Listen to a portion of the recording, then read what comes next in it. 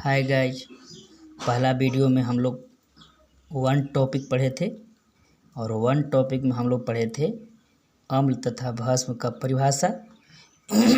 अब topic second में हम लोग पढ़ेंगे अम्ल तथा भस्म का गुण। तो हम लोग ये समझेंगे कि अम्ल तथा भस्म जो है हम लोग अगर चखेंगे तो कैसा इसका स्वाद लगेगा। तो चलिए सबसे पहला समझते हैं अम्ल का गुण। पहला में समझते हैं कि अम्ल स्वाद में खट्टा होता है।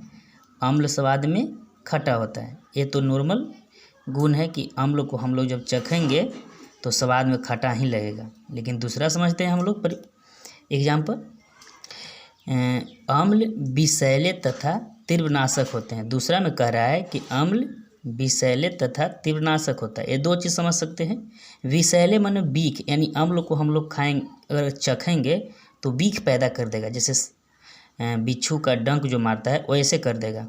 और तीव्रनाशक मतलब उतना खतरनाक नहीं होता है। तो हम लोग समझेंगे ये दो चीज़ क्या है, अम्ल विषैले तथा तीव्रनाशक। तो विषैले होता है कार्बोलिक अम्ल, जैसे H2CO3 देले है तो इसको बोलेंगे कार्बोलिक अम्ल। और दूसरा में बोरिक अम्ल, जिसे दिया हुआ है H2BO3, इसको बोलेंगे बोरिक अम्ल। फिर तीव्रनाशक समझते हैं हम लोग। तीव्रनाशक में होता है H2SO4, ये सल्फ्यूरिक अम्ल, और HNO3, ये नाइट्रिक अम्ल, जिससे हम लोग प्रयोग कर सकते हैं। समझेंगे कैसे विषैले हो सकता है। तो ये जो कार्बोलिक अम्ल है इसको हम फिनॉल कह सकते हैं। जैसे हम लोग घर द्वार में चाहे लैट्रिन में अगर हम प्रयोग करते हैं तो विषैले का मतलब होता है कि छोटे छोटे जो कीट होते हैं वो मर जाते हैं विषैले से। तो ये हो गया विषैले अम्ल। जैसे कौन विषैले अम्ल कौन कौन होंगे, H2CO3 और H2BO3। एक होता है कार्बोलिक अम्ल और बोरिक अम्ल। जैसे हम ले लेते हैं कार्बोलिक अम्ल को हम प्रयोग कर सकते हैं फिनॉल में। दूसरा चलते हैं तीव्रनाशक अम्ल में, जैसे H2SO4 सल्फ्यूरिक अम्ल। जैसे सल्फ्यूरिक अम्ल को हम लोग कह सकते हैं जैसे बैटरी का पानी। बैटरी का पानी जो होता है अम्ल होता है, लेकिन होता है सल्फ्यूरिक अम्ल। कभी कभी कपड़ा पर पड़ जाए, हाथ पे पड़ जाए तो जला देता है। अब हम लोग समझते हैं नाइट्रिक अम्ल। तीव्रनाशक अम्ल में अब हम लोग देखेंगे कि दूसरा है नाइट्रिक अम्ल। नाइट्रिक HNO3, यानी नाइट्रिक अम्ल से हम लोग बम बनाया जा सकता है। चलिए अब तीसरा समझते हैं। तीसरा कह रहा है कि अम्ल लिटमस पत्र को लाल कर देता है। यानी कह रहा है अम्ल लिटमस पत्र को लाल, यानी कह रहा है कि अम्ल किसी कागज़ पर अगर हम गिराएंगे तो लाल कर देता है। चलिए चौथा समझते हैं, अम्ल धातु से अभिक्रिया कर हाइड्रोजन गैस देता है। यानी कहा कि अम्ल धातु से जब अभिक्रिया करेगा तो हाइड्रोजन गैस देगा। तो वो कैसे, एग्जाम्पल में समझते हैं। एग्जाम्पल में समझ सकते हैं हम लोग, सॉरी गाइस, 2Na + 2HCl। अगर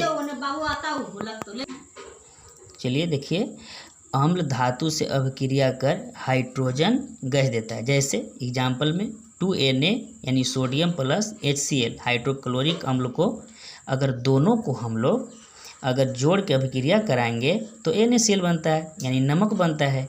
और हाइड्रोजन क्या हो जाता है बच्चों, उड़ जाता है। जो ये तीर का निशान दिया हुआ है, ये जो दिया हुआ है ये उड़ने का काम करता है। जो इसमें हाइड्रोजन उड़ जाता है और NaCl नमक बन जाता है।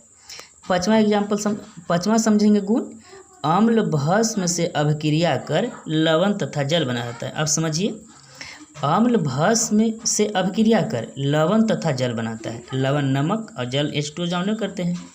आगे चलते हैं, जैसे HCl हाइड्रोक्लोरिक अम्ल और NaOH, ये दोनों को अगर हम लोग मिलाएंगे और अभिक्रिया कराएंगे तो NaCl बनेगा और H2O जल, यानी दो चीज़, सोडियम क्लोराइड नमक बनेगा और जल बनेगा जब अभिक्रिया कराएंगे तो।